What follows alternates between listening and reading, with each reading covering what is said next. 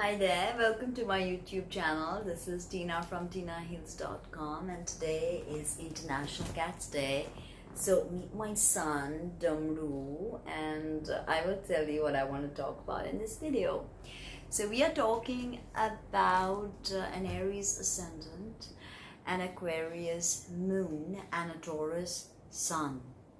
So you have your ascendant degree in cardinal fire, ruled by Mars. Masculine, all fire, Mars the red planet, our action principle. And you have your moon in fixed air, okay, and this is probably one of the least emotional placements of the moon, okay, and makes you great with community endeavors, but you know it's not great for one-on-one emotional interactions. Moon in Aquarius, and you have your sun in Taurus. Ideally, sun in Taurus is not really a great placement. It could be, of course, but in Vedic astrology, Venus and the sun don't get along. So, and I have discovered that Sun in Taurus can have its own set of problems. Okay, we'll get to all of that. Now, Taurus is again fixed, Earth. Okay, Aquarius ruled by Uranus, Aries ruled by Mars, and Taurus ruled by Venus. Okay, and let's explore the ascendant degree a bit more and then get to the moon and the sun.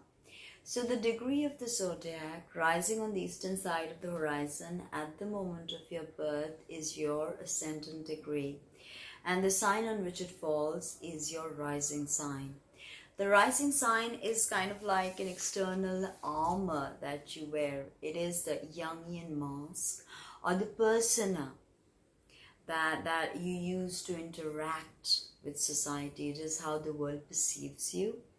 It's your physical body. It's how you look, and the sum total of your being in 3D.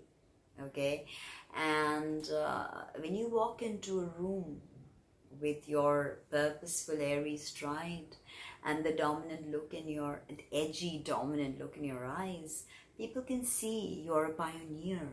You're an initiator. You say it how it is. You know, you're not afraid to make eye contact, stare down an enemy. You're here to prove your point, and you will do so. And you don't really bother about who it hurts. Not great with verbalizing emotions or compassion. These are things you need to learn with an Aries ascendant. Now, since it is the first touch point that your soul makes, it is how you look.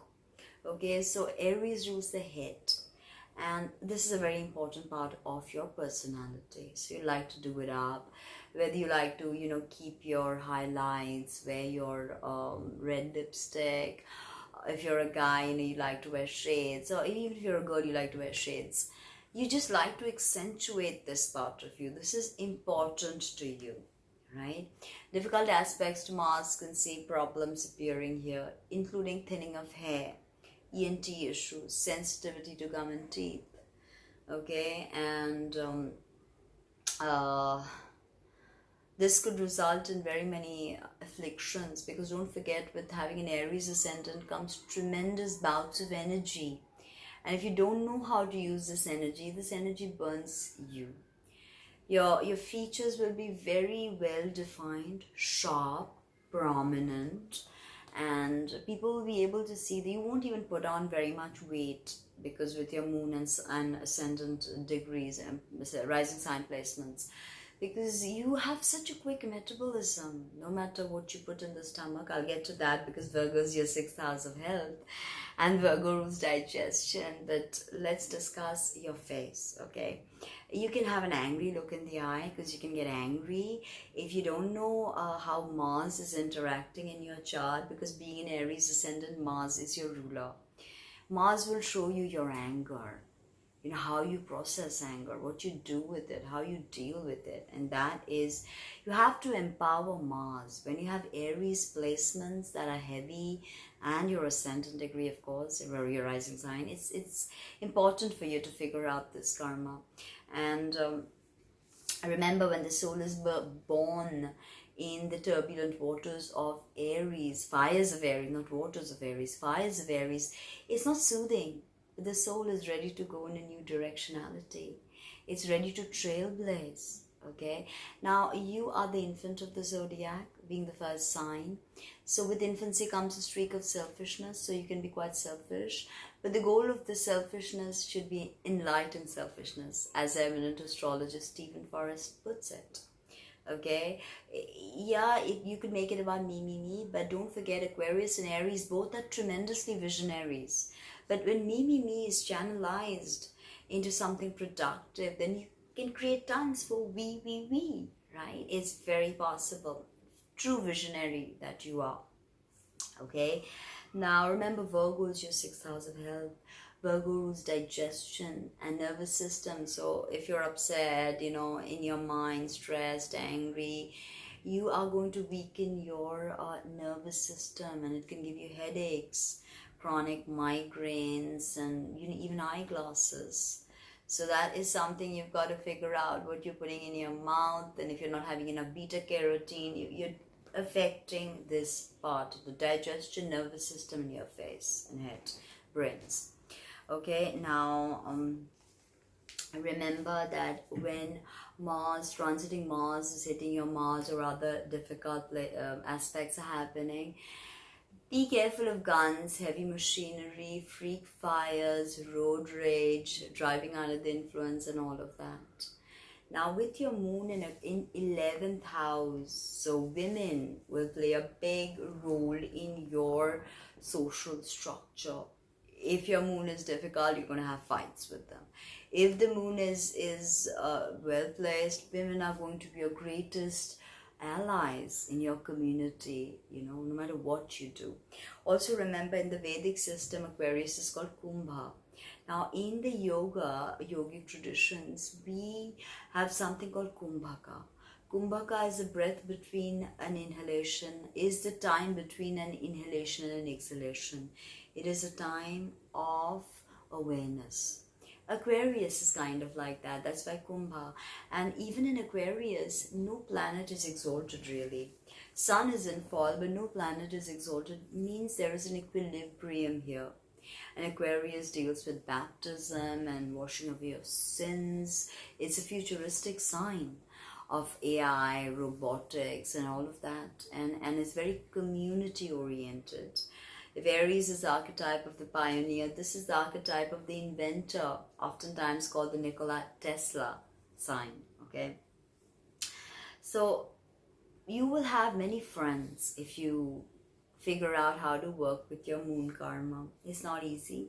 The moon is your mother, your emotions, how you connect, how you nurture, how you were nurtured. The moon rules breast and stomach, so nourishment. Did you get enough nourishment? Or can you give enough nourishment? Moon also shows what kind of a mother you will be. Having an Aquarius, very liberal, very progressive. Your mother was also probably very progressive, very liberal, but could be emotionally cold. Aquarius, so great with groups, one-on-one, they can be very disappointing. They can be cold, but they're not cold. They actually feel tremendously. They're very involved with the earth and what's going on and how they can help, and they want to innovate. And because they have to do with tech, and they're constantly innovating, and they can be the misfits as well. Okay, Aquarius, they can feel like they're the outcast, the misfit, because they can't fit in. They're so futuristic in their thought processes, they cannot fit in. And most of them are philanthropists and humanitarians actually. Now, very unique, very progressive, definitely, as I said. And your mood and your energy, as I said, can be very positive when you're out and about.